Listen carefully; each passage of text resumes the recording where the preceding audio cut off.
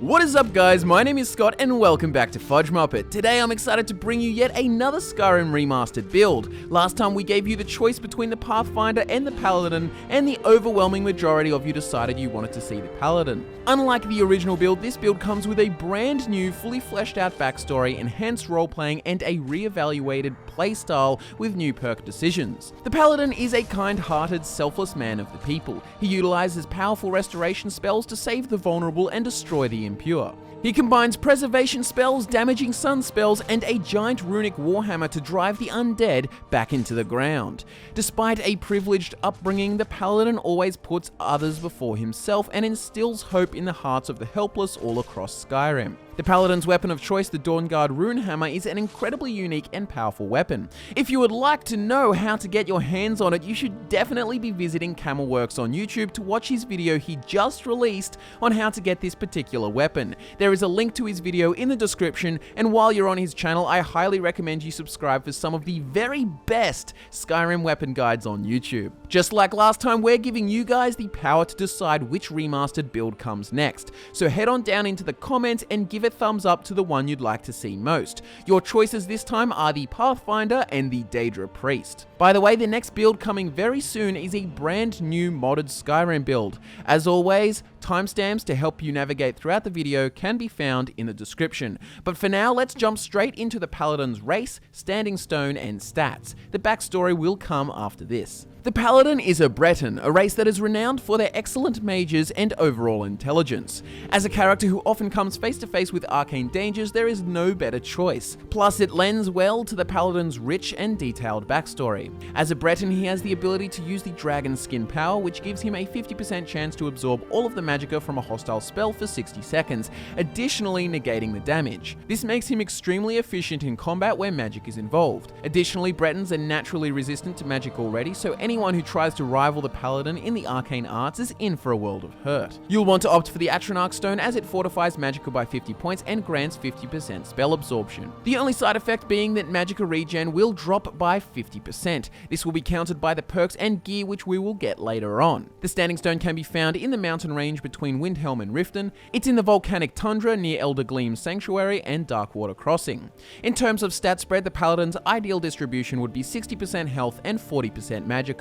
A solid 60% health will guarantee that the Paladin has more than enough vitality to keep him alive while executing his close quarters combat style. Combined with his restoration spells, heavy armor, smithing, and enchantments, a lack of health should be the last of your concerns. 40% magicka will allow the Paladin to cast a lot of spells without needing to stop frequently to recharge. This amount should be more than enough considering the amount of enchantments available, which can lower the casting cost of spells the Paladin uses. Thanks to the Respite perk from the Restoration skill tree, all healing spells will heal the equivalent in stamina as well. As a result, no stat investment is required to replenish your stamina. The Paladin was born into a noble, wealthy family in the Imperial City in the heart of Cyrodiil. His mother was an artisan of fine clothing and was very influential in the market district, while his father was a politician embroiled in the intricate diplomatic endeavors of the Imperial Legion. The Paladin's family had questionable moral and ethical values. They would sell their credibility to climb the rungs of the court ladder, and from a very young age, the Paladin felt uncomfortable with the idea of treating some people better than others simply due to their economic status. Despite his father's less than subtle disdain, the Paladin would associate with any citizens of the Imperial City they encountered and would treat the poor exactly how he treated his father's business associates. During his young teen years, when his tutors gave him time away from study, the Paladin enjoyed sneaking off to explore the many districts of the city. One day he stumbled upon the Temple District and found himself talking to a priest of Arkay, who had welcomed him to the lesser visited Temple of Arkay. It wasn't as glorious as the Temple of the One, but the priest filled the Paladin's minds with stories of the tallest mountains of Tamriel and holy paladins of past who cleansed the world of undead and necromancers. He made it a custom to visit this temple whenever he had the chance to attend sermons and donate septums. One of the few days his father and mother had been able to drag themselves away from their political intrigues, the three of them, along with their hired sword, had taken a trip to the market district. The Paladin's father had stumbled across an old cobbler's stall and seen a pair of masterfully crafted boots. He was adamant to have them, but he howled with laughter in the face of the merchant upon hearing the price. His father had fallen into his typical rant as if in a trance, spouting his many titles and achievements, seemingly trying to convince this innocent old merchant that he should be bowing in his presence. mountains. His father had forced the cobbler to sell the boots at a criminally low price after much persuasion and a staunch look from the hired sword. Their wealth was no secret, and the original price had been small change to them, yet the father's pride and stubbornness trumped all else. The paladin decided to act. He lingered after his parents had walked on, reaching for the coin purse containing all of his allowance. He paid the cobbler the rest of the fee and scurried after them before the cobbler could so much as react. As the paladin matured, he began to fully understand the harsh reality of social status in the Imperial City and the fortunate circumstances of his birth. He would pass beggars in the street, malnourished and clinging to life. It sickened him that despite the abundance of wealth, everyone was too narcissistic to care about the well-being of all the city's inhabitants. His pristine robes should have felt luxurious, but instead they just made him feel dirty and undeserving. What made him so entitled to riches when good people suffered every day simply due to the lack of wealth of their parents? One winter's day, he passed a beggar on his way to the temple district. The paladin could see his bones trembling, barely covered by a layer of soaked grey skin. The paladin sat down beside him. He removed his cloak and draped it over the shivering beggar, exposing himself to the elements. They spoke for a long time, and the paladin was resolute in staying until he himself began to shake from the cold. The man spoke of his past, telling the paladin of his youth traveling across Tamriel. The man had led a good life, filled with adventures and anecdotes that would put the stories of the wealthy to shame. As the paladin sat down, feeling discomfort he had never felt before, he realized that he needed to change, lest he grow old with nothing to show but a silver spoon in his mouth. The paladin got to his knees, paid the beggar with a handful of septims, and said his farewells. Dripping wet, he made his way to the temple of Arkay. The humble priest of Arkay had looked at him in astonishment. The paladin decided he would go on a grand pilgrimage in the name of Arkay, seeking out the tallest mountain in Tamriel, the throat of the world, where he would be closer to the gods. He would help all those he could along the way and demolish any undead monstrosities. Funded by his own coin, the paladin bought all of the tools he would need to survive the journey, including supplies to help any people in need who he may come across. He also brought a light but sturdy warhammer which he'd be able to use to protect himself. He began his travels up the Silver Road leading into the perilous Dural Mountains, eventually entering the high altitude and cold climate of the Nords. The harsh terrains beneath the border to Skyrim put the paladin's will to the test, but he was firm in his desire to help the less fortunate, and the gods were driving him on. The greatest test came during the ascent of the Dural Mountains. The biting cold of the night was unsympathetic, and each breath rattled from his chest, leaving a trail of white mist every time he exhaled. He sat by the campfire, cleaning his tools thoroughly after having built shelters for locals whose houses hadn't been able to survive the elements, and the wear had begun to show on his gear. The fire had provided a respite from the relentless frost and winds, but the makeshift comfort had drawn attention he had not wanted. His task had been interrupted by a shadowed creature stalking him, and as the anticipation of the ambush grew, the paladin carefully reached for his warhammer, trying to be subtle as to not alarm the attacker. Moments later, a timber wolf charged at him. The paladin grabbed his hammer, bringing it up in front of him just as the beast finished covering the ground between them. The paladin leaped to the side, crashing awkwardly. Before he could recover his breath, the wolf was on him again, growling and clawing frantically at the paladin's thick clothing. The creature's claws had gotten stuck in the thread of his cloak, and while it was trapped, the paladin raised the weapon over his head and swung it down with all of his strength. The wolf's skull caved with a sickening crunch. He had heard the shatter of bone and felt its resistance give way beneath the face of the hammer. The wolf was killed instantly, and the paladin had lost nothing but some of the material from his expensive coat and a few layers of skin from his forearm. If anything, the experience and loss of the possession had humbled him, reminding him that he could no longer rely on the comforts afforded to him by his family's wealth. During his youth at the Temple of Arkay, he had learned some minor restoration spells to help those in need. He used what little he knew to heal his arm before putting out the fire and resting in darkness beneath his tattered coat. The following day, he continued his journey, edging closer to the border of Skyrim. As he reached the top of the mountain pass, the land of Skyrim opened up before him. The throat of the world sat majestically on the horizon. This reverence was cut short as he continued down the mountain and came across a group of Stormcloaks. He didn't want to appear hostile to them and acted friendly. Sadly, however, it was not long before all of them were caught by Imperials and taken to Helgen for judgment. After escaping the block, the paladin continues in his goal to destroy the undead and aid the vulnerable, such as the wounded in the Civil War. He determines determines that in order to make an impact and save more lives, he would need to learn more about restoration.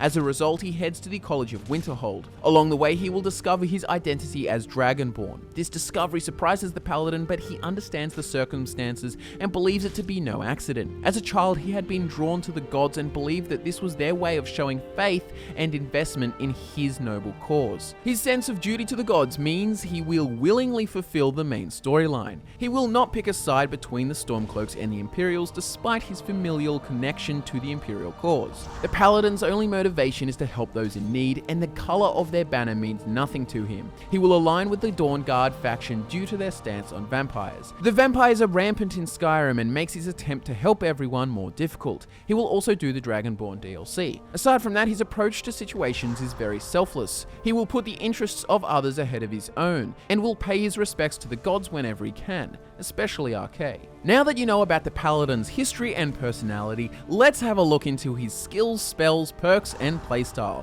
The fundamental skills for this build are Restoration, Enchanting, Two-Handed, Heavy Armor, and Smithing. First up is Restoration. The Paladin had obviously spent a lot of time around the teachings of the Divines during his visits to the Temple District, and in order to fulfill his primary goal in Skyrim, having a firm grasp on this branch of magic is essential. We suggest investing in all the Restoration perks except for Ward Absorb and Master Restoration.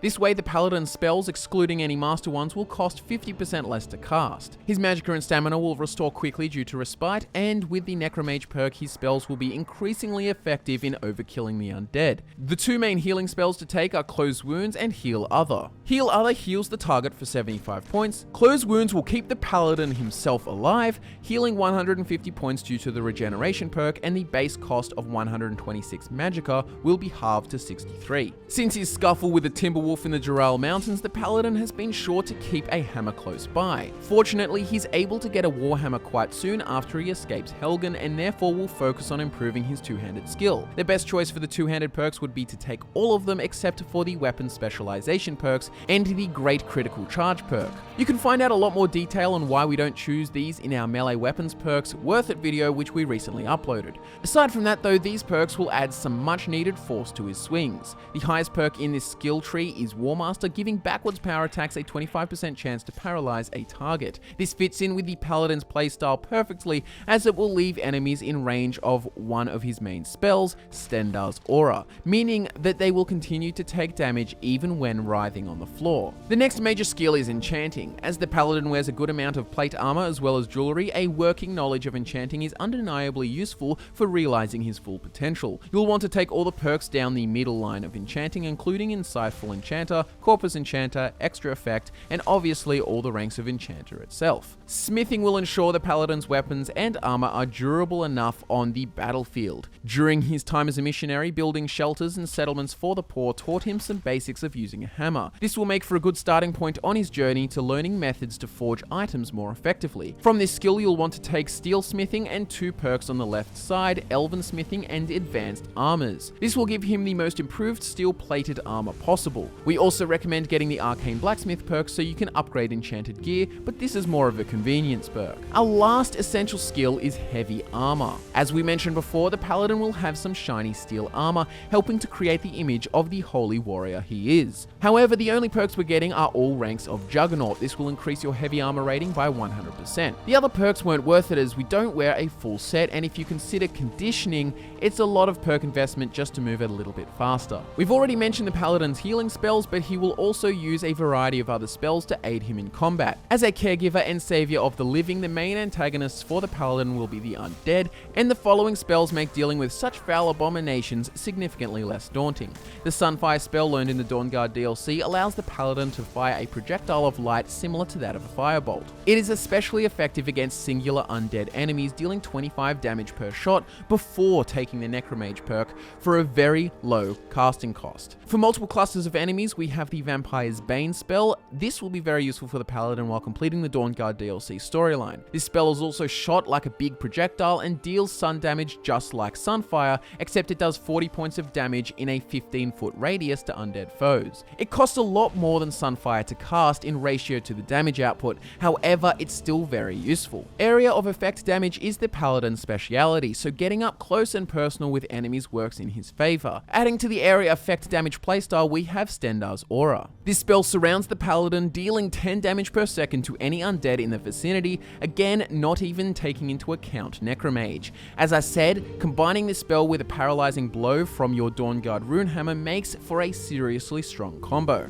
Lastly, there's the Circle of Protection. Similar to Stendarr's Aura, Circle of Protection surrounds the user, causing any undead under level 20 who break the circle to flee. By dual casting this spell, however, it will affect higher level enemies. Feel free to pick up any low level turn undead spells along the way, but they aren't essential considering the other spells at the Paladin's disposal. The overall playstyle for the Paladin revolves around firstly casting area of effect spells like Stendarr's Aura and Circle of Protection for security and damage to incoming melee enemies. This should be followed up with projectile sun damage spells like Sunfire or Vampire's Bane to target ranged enemies and to lower the health of other strong enemies. Then switching to the Warhammer will allow you to deal powerful finishing blows while the area of effect spells are still active. If the battle gets life-threatening, the Paladin's Close Wound spell will have him ready to get back into the fight straight away. So we've got the playstyle figured out, but there is another kind of style to address when it comes to roaming the lands of Skyrim. This holy warrior believes to have been given Dragonborn powers directly from the gods, and to live up to this reputation he's going to need some pretty sensational looking gear. The Paladin will be decked out with an immaculate steel plate helmet alongside steel plate gauntlets and boots. This armor is of course improved at the forge and the enchanting table. You will enchant primarily with Fortify Two-Handed and Fortify Restoration to increase the damage of your Warhammer and reduce the cost of all your spells drastically. You can change up your stats using enchanting too, and also add to your magic resistance.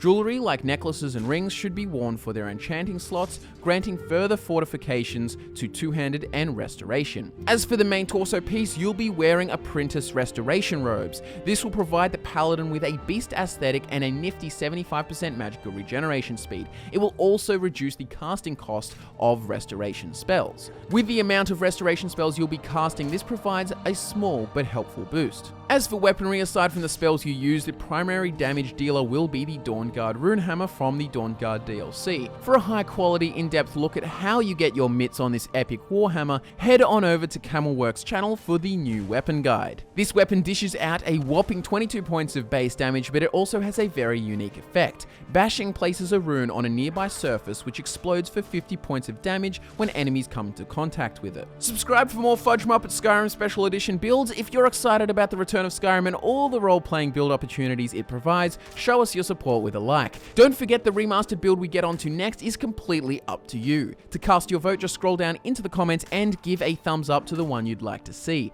The choices for next week are the Pathfinder and the Daedra Priest. As always, thank you so much for watching. I'm Scott, and I'll nerd out with you again very soon.